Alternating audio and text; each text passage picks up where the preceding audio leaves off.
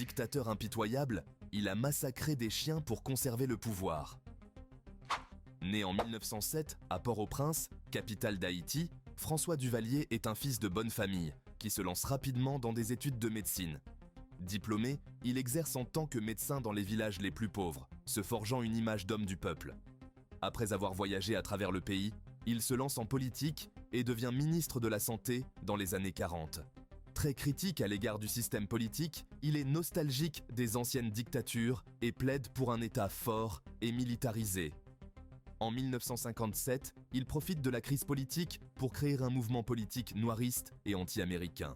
Après un coup d'État, il est élu président d'Haïti à la suite d'élections truquées contrôlées par l'armée.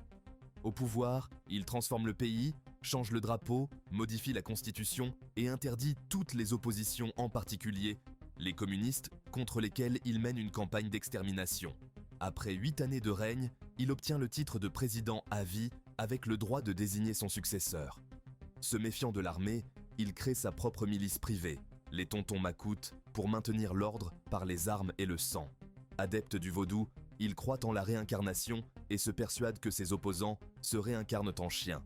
Pour faire face à ce problème, il ordonne la mise à mort de tous les chiens du pays. Anti-américain, il se réjouit en apprenant l'assassinat du président Kennedy et se vante de lui avoir jeté un sort et d'être le responsable de sa mort.